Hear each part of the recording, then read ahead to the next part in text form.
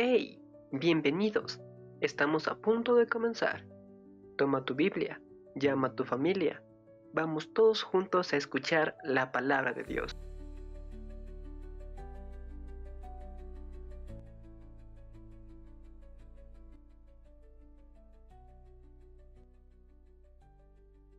Duda. Es el pasado que nosotros tenemos y que hacemos que dudemos de nuestro futuro, de lo que vendrá. El presente que estamos viviendo, la situación actual, lo que estamos atravesando, lo que estamos viviendo el hoy, eso nos hace a veces dudar y que nuestra fe sea quebrantada.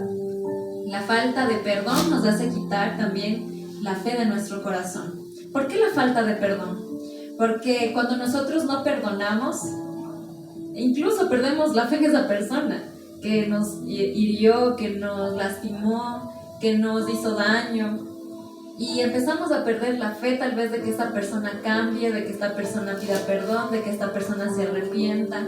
Pero la falta de perdón incluso en nosotros nos hace perder y menguar la fe que tenemos. Un pronóstico médico nos hace tal vez perder la fe, la confianza de que el Señor nos puede sanar.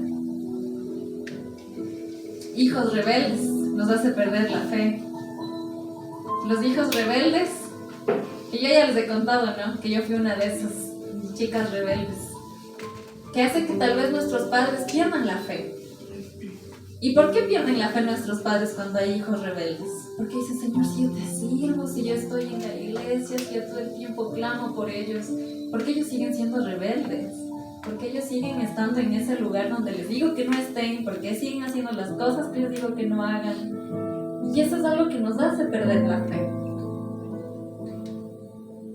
¿Ustedes se imaginan a David que escucha acerca de este Goliat, de este gigante, y que dice a David, ¿quién osa hablar mal del Señor?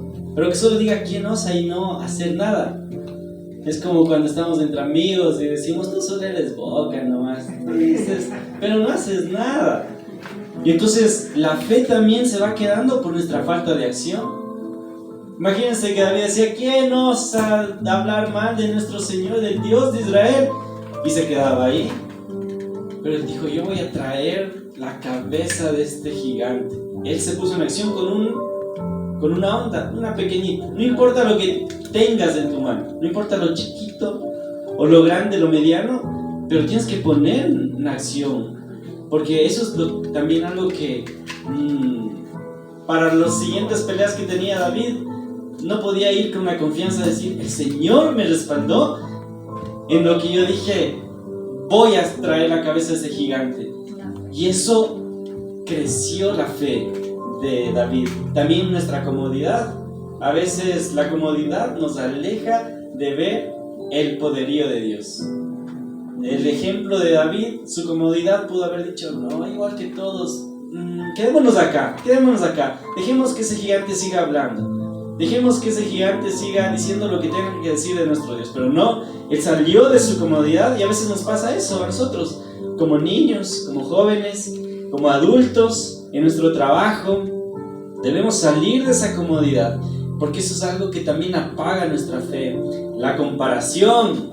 Imagínense si David se comparaba con el gigante, primero en su estatura, tenía que mirarle así, después posiblemente en sus brazos, ¿no? Decía, vi esas pepotas y la pepita.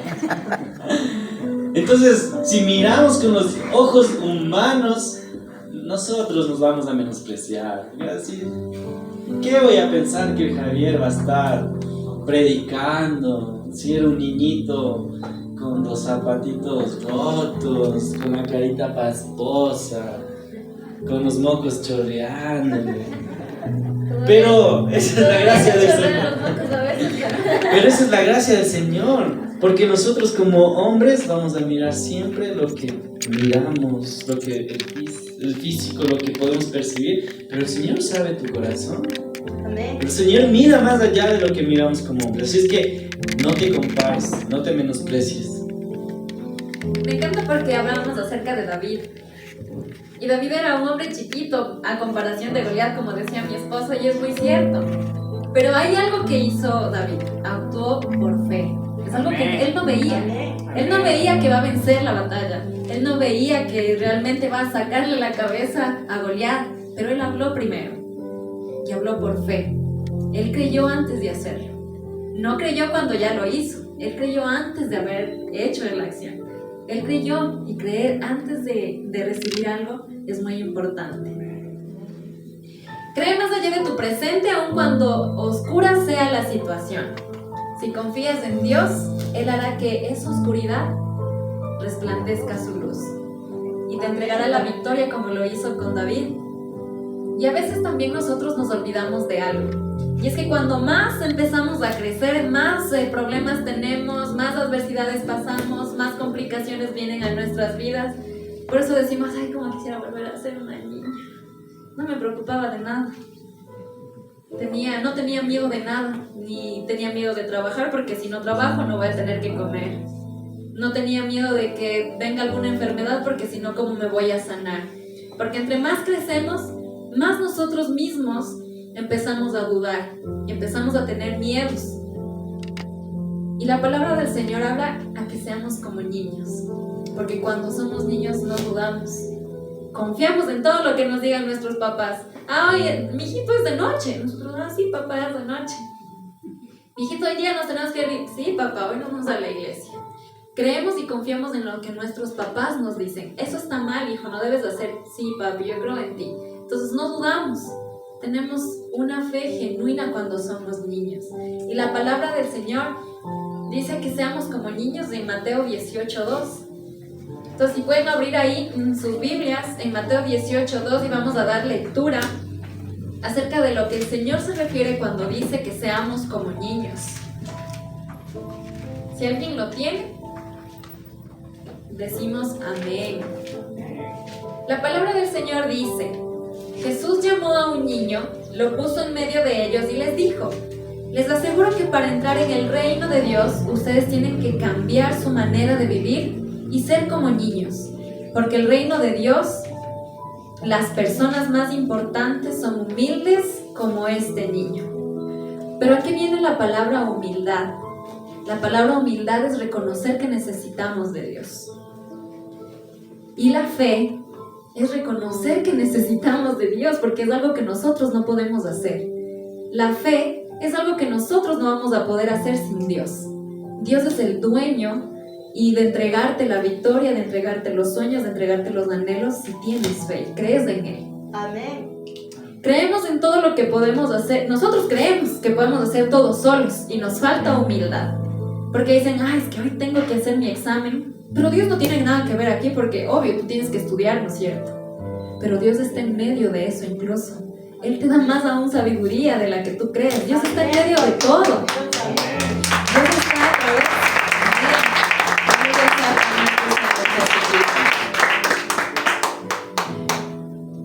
Cuando nosotros vamos al trabajo y creemos y decimos, es que si hoy no hago esto, no voy a comer hoy. Tal cual lo que les dije hace un momento. Si hoy yo no hago esto, la provisión no va a llegar. Pero el Señor te puede sorprender si tienes fe. Y eso no quiere decir que te sientes en tu casa y no busques el pan.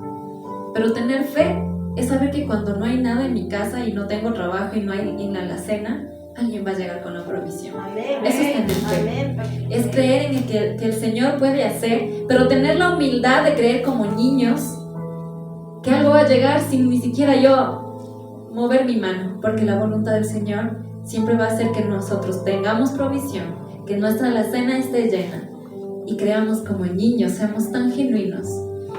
Y algo muy importante es que cuando nosotros atravesamos por estas situaciones tan difíciles, si no estamos fundamentados en la roca que es Cristo Jesús, nosotros nos quebrantamos y nos desmoronamos. Porque decimos, hoy no tengo para comer, hoy no tengo trabajo, Señor, ¿y ahora qué hago? Eso no dice la gente del mundo. No dice, Señor, ¿qué hago? Sino simplemente se echan al abandono. Por eso hay robos, porque la gente ya no cree que va a tener para comer y para sus hijos y van y roban afuera. Porque no tienen en quién creer. Entonces, porque su roca no es Cristo. Nosotros tenemos esa gran bendición de tener a nuestro Señor Jesucristo en quien nos ha prometido que nunca en nuestra casa nuestros hijos ni nuestras generaciones mendigarán pan, y todas las provisiones vendrán del Señor, porque dice la palabra del Señor en Mateo 7, 24 al 27. Cualquiera pues que me oye estas palabras y las hace, le compararé a un hombre prudente que edificó su casa sobre la roca. Descendió la lluvia y vinieron ríos y soplaron vientos y golpearon contra aquella casa y no cayó, porque estaba fundamentada sobre la roca. Pero cualquiera que me oyere estas palabras y no las hace, las compararé como un hombre insensato que edificó su casa sobre la arena. Y descendió lluvia, vinieron ríos y soplaron vientos y dieron con ímpetu contra esa casa y cayó, y fue grande su ruina. Fundamentemos siempre nuestra fe, no en lo que nos dice el vecino, no en lo que dicen las situaciones, la crisis de aquí del Ecuador. No fundamentemos nuestra fe en lo de afuera, sino en la palabra y en la roca que es Cristo Jesús. Amén.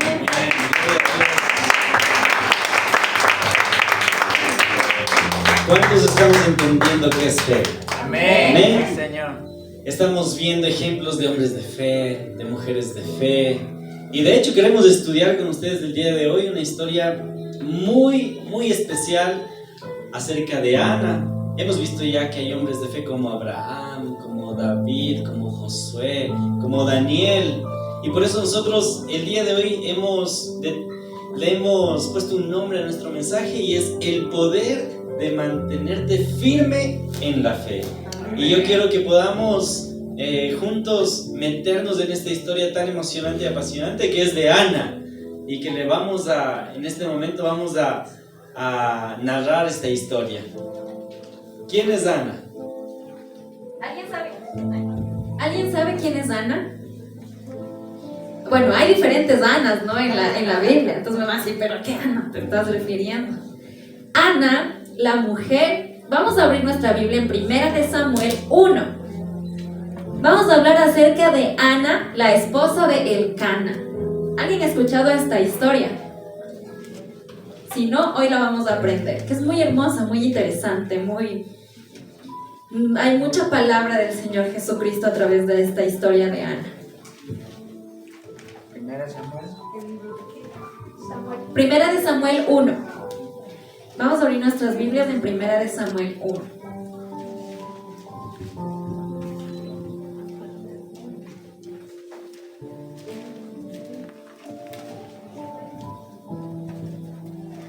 Para quien no conoce quién era Ana, vamos a hacer un rapidito recuento de quién era ella antes de entrar a su historia.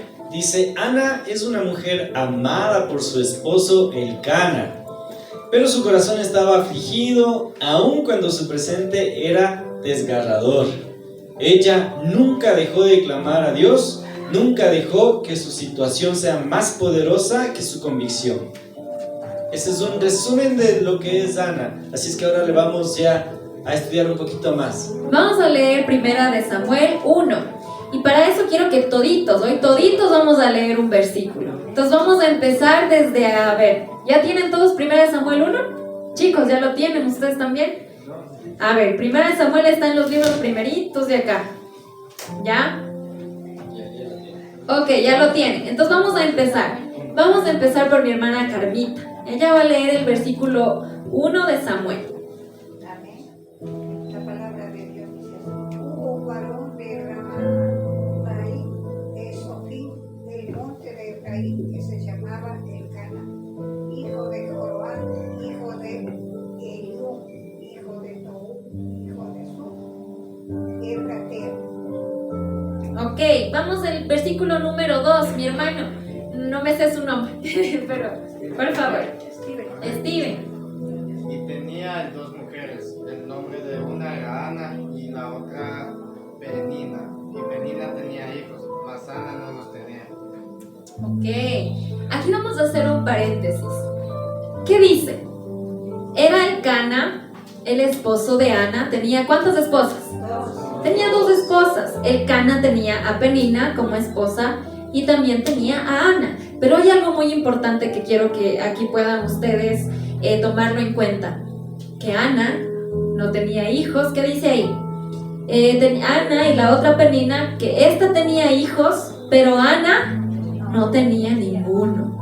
Ok, vamos, versículo 3, mi hermana.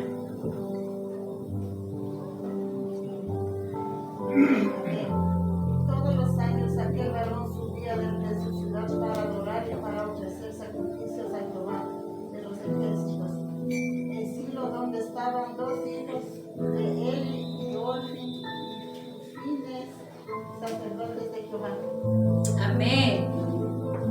Sigamos, mi hermano, el versículo 4. Ok, no se preocupe, vamos por acá.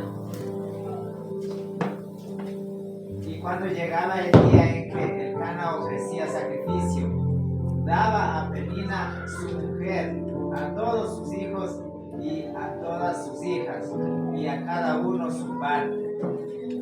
Amén. Versículo 5. Pero Ana daba a Penina parte escogida porque amaba a Ana, aunque Jehová no le había concedido tener hijos. Amén. Esta parte es muy importante porque dice, Elcana amaba mucho ¿a quién? A Ana. Sí han dicho no, que en la familia hay favoritos, pero en este caso eran sus esposas. ¿Quién era la favorita de Elcana? Era Ana. Y Ana no tenía hijos, Penina tenía hijos. Imagínense Ana cómo se sentía. Decía, ay Dios mío, o sea, la que a mí me ama y no le doy hijos, y a la otra que no, tal vez no le ama tanto y ya le da tantos hijos. Y quiero que tengan muy en cuenta esto, que amaba Elcana a Ana. No le importaba que no tenga hijos. Vamos a continuar. Vamos, Josué. Vamos, Saúl. Sí. Y su rival la irritaba, enojándole y entristeciéndola, porque Jehová no le había concedido tener hijos. Ok. Siguiente versículo.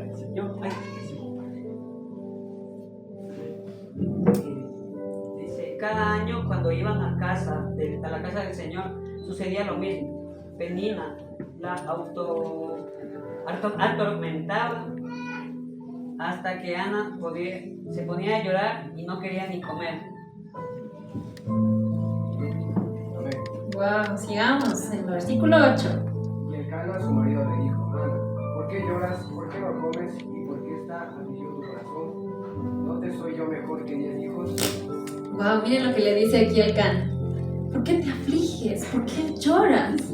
¿No te soy yo mejor que 10 hijos? Le dice Elcana a su esposa. Le dice, Ana, pero ya no te compares más. Porque Ana se comparaba. Yo supongo que Ana miraba todo el tiempo a Penina. Y Penina le decía, ay, tú no tienes hijos. Y todo el tiempo le irritaba, dice, y le hacía que llore de las iras, Ana, porque se afligía. Decía, no tengo hijos. Y esta chica todo el tiempo me está que me púa, como decimos nosotros en mi familia. Entonces todo el tiempo me está ahí molestando que yo no tengo hijos. Y eso hacía que Ana empiece a crear algo en su corazón. Sigamos con el versículo. Estamos en el versículo 9, mi hermana. Y se levantó Ana después que hubo comido y bebido en Silo. Y mientras el sacerdote Elí estaba sentado en una silla junto a un pilar del templo de Jehová. Sigamos, por favor. Ella con amargura del alma oró a Jehová y lloró abundantemente. Él hizo el voto diciendo a Jehová de los ejércitos, si te dignaras a mirar a la afirmación de tu sierva y te acordaras de mí, y no te olvidarás de tu sierva, si dieras a tu sierva un hijo varón, yo la dedicaré a Jehová todos los días de su vida, y no pasará navega sobre su cabeza.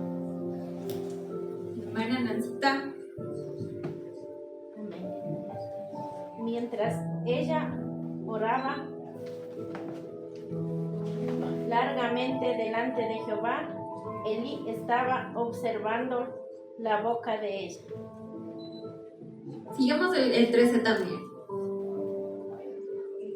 Pero Ana hablaba en su corazón y solamente se movían sus labios y su voz no se oía, y ella le tuvo y él Elí la tuvo porque Por ebria. ¡Wow! Amén. Otra versión dice, Elí pensó que estaba borracha. Yo voy a leer el 14, dice, así que le dijo, ¿hasta cuándo te va a durar la borrachera? Deja ya el vino. El 15. ¿A quién le toca el 15? Messi. Dice la palabra, y Ana le respondió diciendo, no, Señor mío, yo no soy una mujer, atribulada de espíritu. No he bebido vino ni licor, sino que he derramado mi alma delante de Jehová.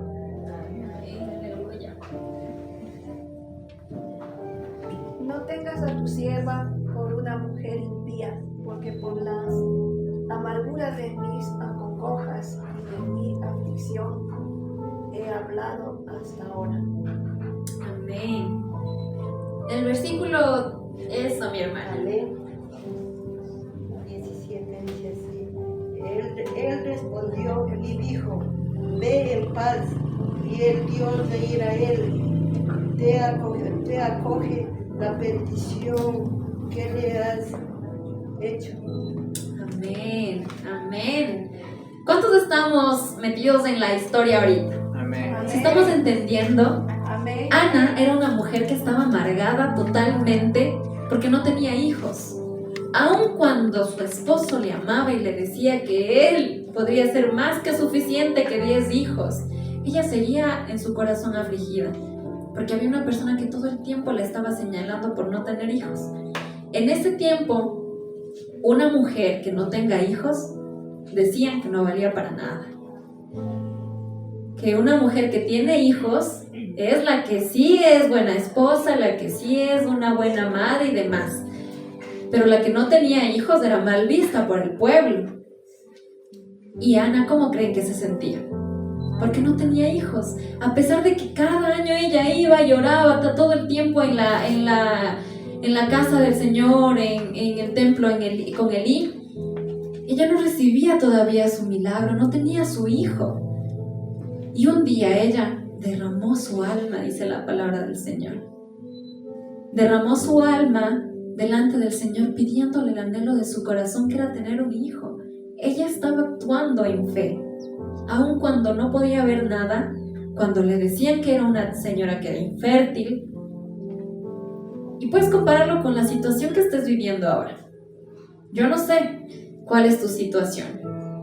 Si tal vez estás viviendo ahorita una temporada de escasez, si estás viviendo una temporada tal vez de enfermedad, si estás viviendo una temporada, yo no sé qué situación estás atravesando, pero el Señor lo conoce y sabe tu corazón. Y si te derramas y tienes fe delante de su presencia, ¿qué pasó con Ana? Ella recibió su milagro, porque tuvo fe. Amén. Y nosotros vemos esta historia de Ana. Yo cuando la comenzaba a leer digo, qué barbaridad de Ana. Esta mujer es perseverante, porque tenía alguien que le jode y le jode y le jode, y ella seguía. A pesar, no sé cuántos años pasaron, la palabra del Señor no dice, ¿no? Cuántos años pasaron, pero dice que cada año iba a ofrecer su sacrificio, cada año, hasta en el propio templo. Creo que no podía orar tranquila porque dice que está orando, solo movía sus labios y ya creían que estaba borracha. Imagínense tantas cosas que tuvo que pasar Ana. Esta es la historia de Ana, pero en su historia, en mi historia, no sé qué es lo que nos esté pasando.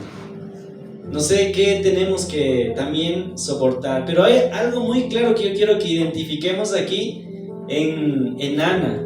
Ella nunca dejó de perseverar. Ana se mantuvo en la fe. Ahora yo quiero que veamos la otra página, porque continúa con una historia de Elí. Elí, el sacerdote, que ahora tenía hijos. Y Elí se entera que sus hijos son la joyita. Los hijos de Elí están haciendo lo que les dé, lo que les venga en gana.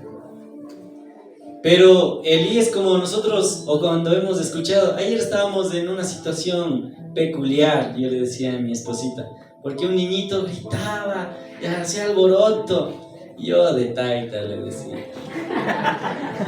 Pero el papá salía y decía, mijito, ¿por qué te comportas así? Y volvía, y toda la gente decía, ¿pero qué no le puede dar? ¿Qué? ¿Sabe? Pero entonces, así, tal cual, solo amenazamos, portaraste bien, pero no hacemos nada. Y pasa esto con la historia de Elí. Elí tiene estos hijos que, incluso dice la palabra del Señor, que se acostaban con las mujeres que estaban en el templo. O sea, eran tremendos estos manes.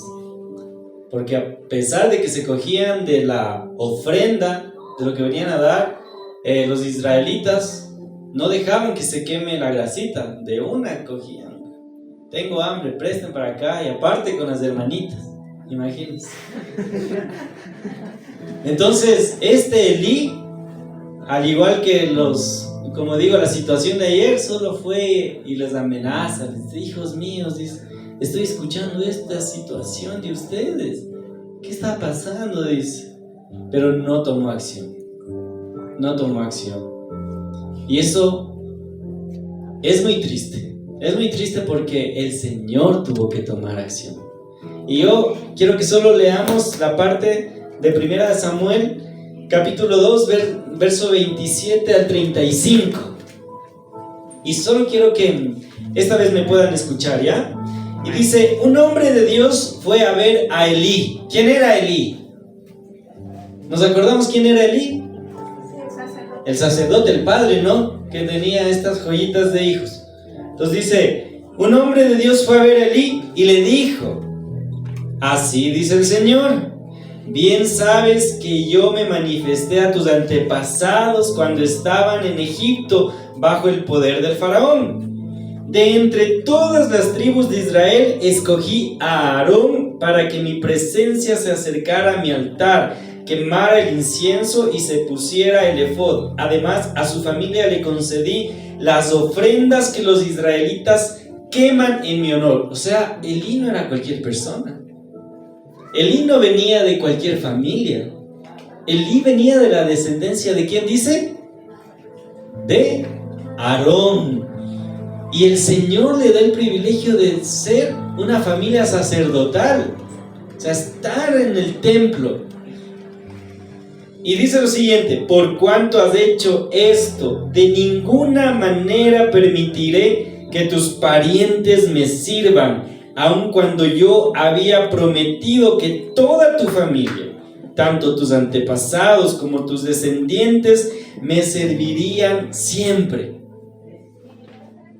Sí, estamos comprendiendo la magnitud de este evento que está pasando. Tenían una promesa indiscutible.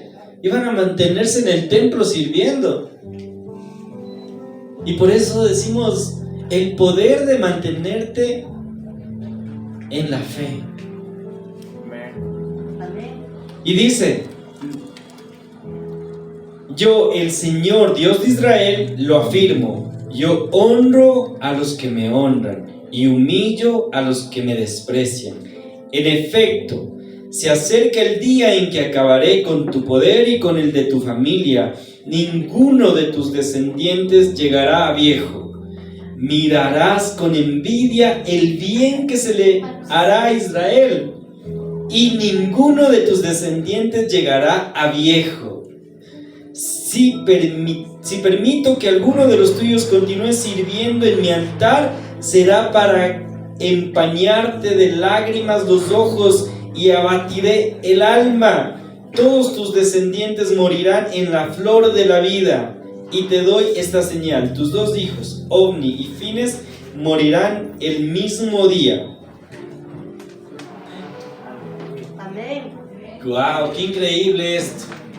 Mantenernos en fe, hermanos. Mantenernos en fe.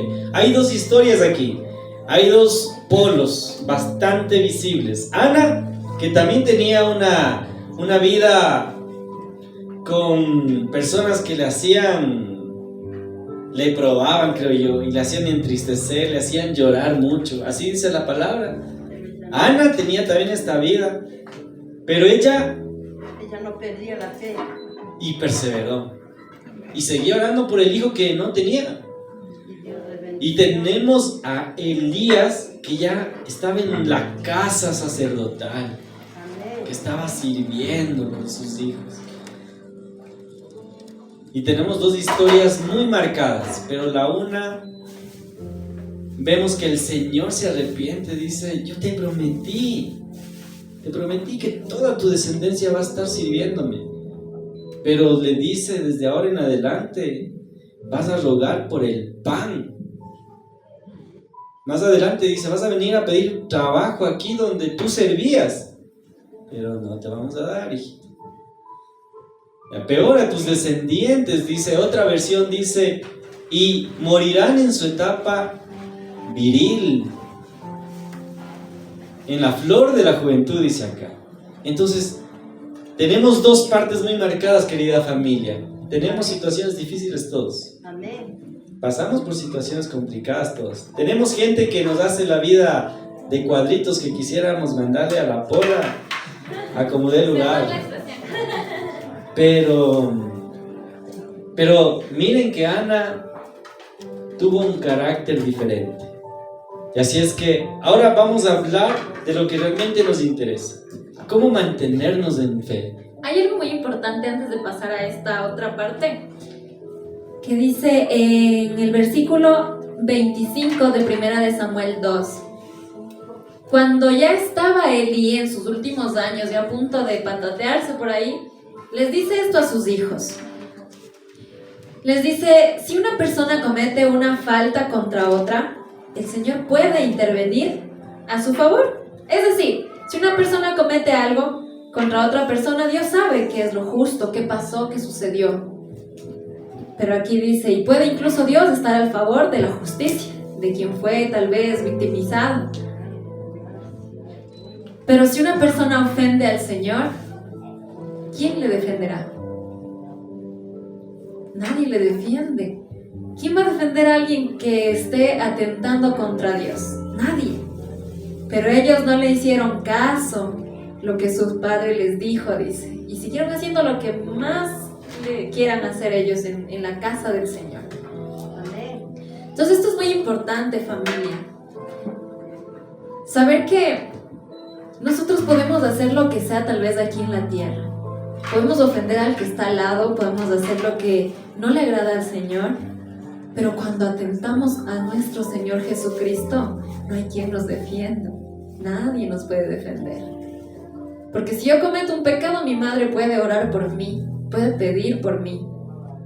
Y puede decir: Señor, tú sabes y conoces el corazón de ella, tú sabes que tal vez cometió esto porque no lo quiso hacer. Pero si yo sigo en iniquidad, el Señor va a conocer eso, y por eso se enojó tanto con los hijos de Elí. Porque dijo: ¿cómo puede ser que yo les entregue todo? Estaban en mi casa, comían de lo mejor, y que tal vez ellos no hayan valorado eso. El Señor también se enoja. Eso quiere decir que el Señor también sí se enoja con nosotros. Si seguimos en las iniquidades que estamos, Él un día va a hacer lo mismo que hizo con Elí. Chao, de mi casa. La bendición ya no va a estar sobre ti, sobre tu casa, sobre tus generaciones. Y esto es increíble. Sobre los hijos de los hijos de los hijos de tus hijos, de los hijos y de los hijos. Toda la generación. Pero si no hay alguien que se arrepienta, porque el Señor tampoco es malo, pero no ver corazones arrepentidos. Si nosotros venimos de esas generaciones anteriores que cometieron inequidades, si venimos de esas generaciones que cometieron adulterios, que cometieron tal vez robo, que cualquier cosa pudieron haber cometido, pero está en nosotros empezar a activar la fe que el Señor nos da, empezar a caminar por la voluntad del Señor y empezar a transformar tal vez la maldición en bendición. Porque nosotros somos quienes nos encargamos de transformar nuestra vida y nuestras generaciones a través de la sangre de Cristo Jesús. Amén. Amén.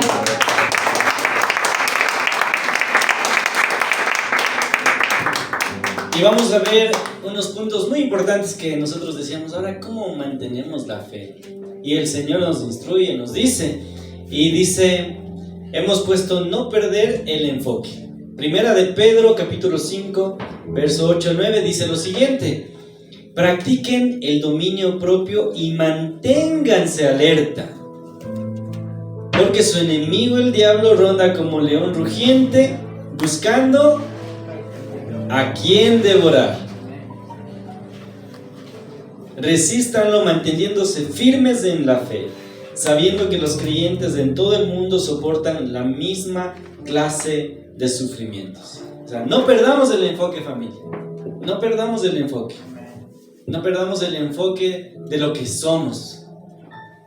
Elías perdió posiblemente el enfoque.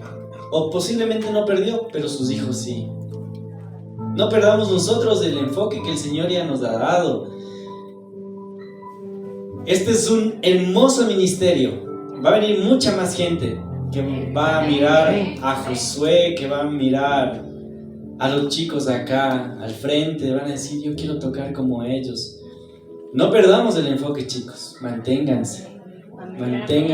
Lo mejor que podemos hacer como jóvenes, yo puedo dar el testimonio que el Señor es bueno. El Señor te va a ayudar, te va a apoyar cuando le pidas ayuda. El Señor te va a bendecir. Solo no te alejes de Él. Que tu corazón no se turbe.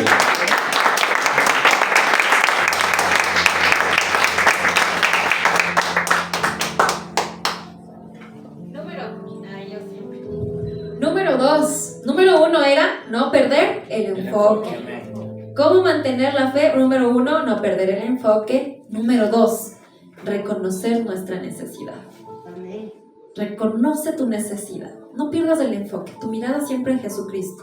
Tu mirada siempre en el Señor. Pero no, tampoco debes... Obvio, estamos enfocados en nuestro Señor Jesucristo, pero debemos reconocer que tenemos necesidades. Número 2, reconoce tu necesidad. En la misma historia, en 1 de Samuel 1:11 dice: e hizo voto diciendo, Jehová de los ejércitos. Ana, estamos hablando de Ana, ¿no? Si te dignares de mirar la aflicción de tu sierva y te acordares de mí, y no te olvides de tu sierva, sino que dieres a tu siervo un hijo varón, yo lo dedicaré a Jehová todos los días de su vida, y no pasará navaja sobre su cabeza. Hubo una necesidad de Ana. Le pidió con todo su corazón, Señor, dame un hijo. Tú le puedes decir, Señor, por favor, sáname. Señor, me derramo delante de ti. Cura mis heridas.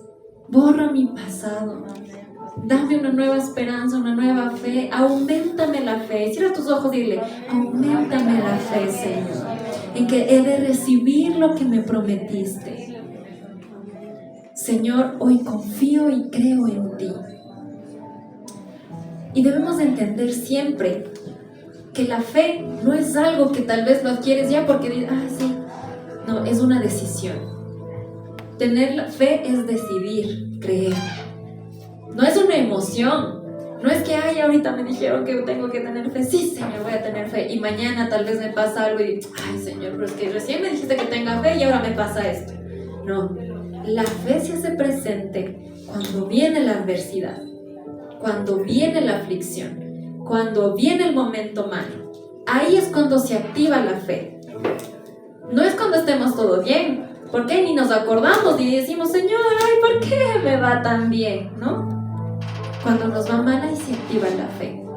Y debemos en ese momento decidir creer en el Señor.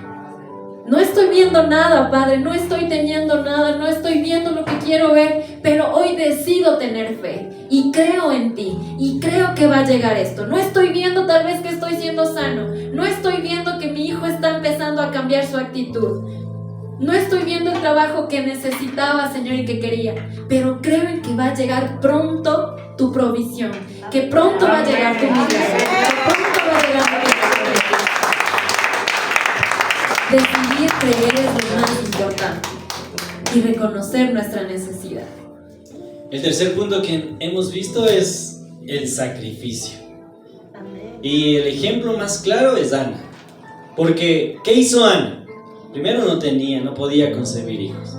Y le hizo una promesa al Señor que le dijo: dame un hijo varón y yo le ofreceré a tu servicio. Te entregaré a ti. Y de hecho, eso es lo que le hizo. Y cuando leíamos las escrituras, analizábamos una partecita. Yo le decía a mi esposita, le decía, porque cada año, recordemos que se iban a ofrecer sacrificio.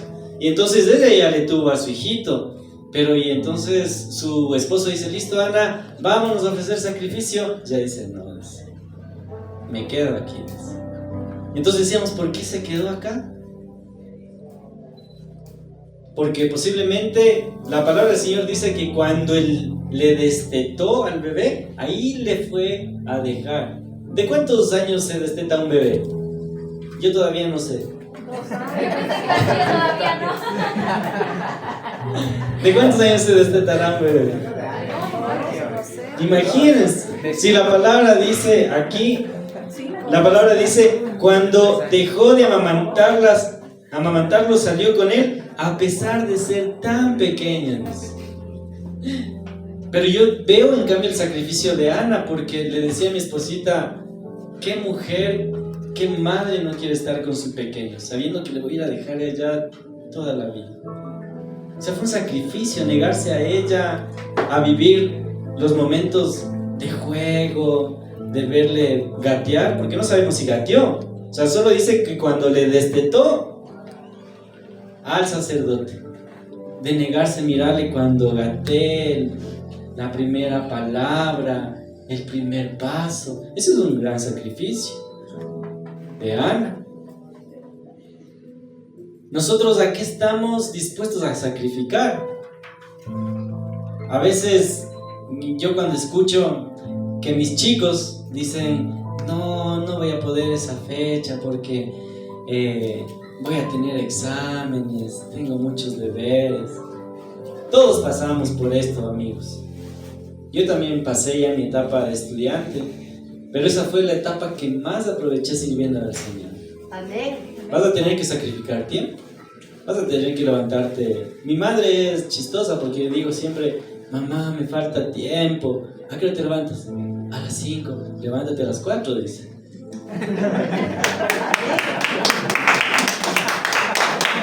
Entonces no hay pretexto. No hay pretexto. O sea, si tienes que rendir exámenes, si tienes que hacer deberes, no descuides lo que el Señor ya te ha dado. Vas a tener que sacrificarte. Y tocaba levantarse, madrugar más, estudiar, pero nos íbamos a la oración a las 5 y después al examen principal. Y los chicos a veces ya, no, es que tengo... No. Hónrale al Señor, porque ahí el Señor dice, yo voy a honrar al que me honra y voy a deshonrar también al que me deshonra. Y eso es parte de la honra. Entonces, ¿qué vamos a sacrificar nosotros? A veces somos cómodos. Por eso leíamos, ¿qué nos quita en cambio la fe? La comodidad. Entonces, hay sacrificios que vamos a tener que hacer. Yo hablo del sacrificio posiblemente que pasé, pero yo sé que ustedes posiblemente hicieron más sacrificios. Y lo han hecho, de hecho, como padres, como hijos nos toca hacer sacrificios. Así es que, pero es un sacrificio que da una satisfacción cuando el Señor, hacemos sonreír al Señor. Así es que mantengámonos en la fe. Amén. Imagínense que Ana, cuando ya su hijo nació, era lo que tanto anhelaba, lo que tanto quería. Y decirle, Señor, te lo entrego, era duro para ella. Señor, o sea, yo no me imagino tener una persona infértil, llega a tener su primer hijo y le toca dejarlo nuevamente. Es como no haberlo tenido. Pero Ana solamente quería tener un hijo, y no por ella, sino para entregárselo al Señor. Amén. Y quiero que sepan que cuando tú entregas en sacrificio lo que más amaste, lo que más anhelabas, y el Señor te entregó, y tú lo tengas que nuevamente darlo al Señor en sacrificio, Él te da mucho más. Amén. Porque Ana después tuvo más hijos. Era infértil. Ana tuvo más hijos. Y fue porque tuvo que hacer un sacrificio con lo que más quería, con lo que más amaba, que era tener hijos. Imagínense que antes ella se arrodillaba, lloraba, todo para tener a su hijo. Lo entregó en sacrificio, pero después el Señor miró el corazón de Ana y le entregó más hijos. Amén. Le entregó más hijos. A ver, ¿en qué versículo está eso para que lo podamos leer?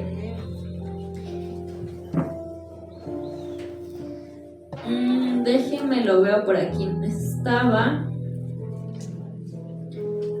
Te conceda hijos de esta mujer, en cambio el niño. Aquí está, versículo 21. El Señor bendijo a Ana de esta manera, que ella concibió y dio a luz a ¿cuántos hijos? 3 hijos y 2 hijas durante ese tiempo. Está en 1 Samuel capítulo 2, verso 21. Así es. Y hablábamos de Elí y sus hijos y ahora de Ana y su hijo. Elí fue quitada la bendición por la desobediencia de sus hijos. Pero aquí en cambio Ana, Dios le bendice con su hijo. Porque su hijo fue llamado Samuel. Amén. Y Samuel fue después profeta y era quien dirigía al pueblo de Israel. Aleluya. El sacrificio de Ana versus la desobediencia de los que ya estaban en la casa. No dejes que nadie te robe lo que el Señor ya te entregó. No dejes que robe ya. El enemigo puede venirte y robar lo que el Señor ya te depositó. Que no dejes que nada que el mundo te esté diciendo al oído, es que tú puedes hacer acá esto, no pasa nada, y pierdas la bendición que el Señor ya te entregó. Porque puede nacer otra persona como hizo con Samuel. De una persona que no podía tener hijos nació alguien quien después iba a ser profeta y dirigiría al pueblo de Israel. Y fue Samuel, el más respetado después. Pero ¿saben qué pasa? Después es larga la historia y les invito a que puedan leerse 1 Samuel, que es hermosísimo.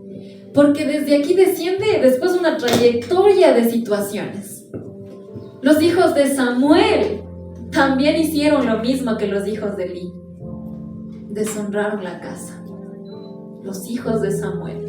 Hay alguien que está honrando la casa, pero los hijos pueden hacer que se quite la bendición. No seas de esos hijos que quitan la bendición, que tu padre tal vez ya la tuvo. Y me conmueve porque digo, Señor, en un momento tal vez como hijos nos apartamos de lo que nuestros padres nos están diciendo y podemos robar la bendición que el Señor quiere entregar a toda la familia.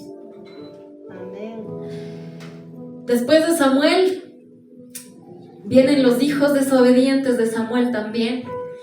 Y los hijos desobedientes de Samuel ocasionan que el pueblo ya se canse de esta inequidad de los hijos de la casa y piden un rey. Porque antes no había rey, era rey Dios del pueblo. Pero se desata una secuencia y sin número de situaciones cuando empezamos a deshonrar la casa de Dios. Así que sacrifiquémonos siempre por lo que más amamos cuando sea para el Señor. Porque Él te honra, Él honra al que le honra. Y hagamos que nuestra descendencia no se pierda. Porque nosotros somos la presente descendencia. Y somos quien traerá bendición o traerá maldición a la casa. Así que te pido, joven, ahora que tenemos a nuestros padres, honremos a nuestros padres y seamos de bendición y que no entre la maldición a nuestra casa. Amén. Así es que recordemos cómo tenemos que mantener la fe. ¿Cómo vamos a mantener la fe? Primero, no vamos a perder ¿qué? El enfoque. No perdamos el enfoque, familia. No perdamos el enfoque. Vamos a reconocer nuestra necesidad ante el Señor, porque sin Él nada somos. Y el tercero es que también nuestra fe debe ponerse en acción. Amada familia, sacrificio.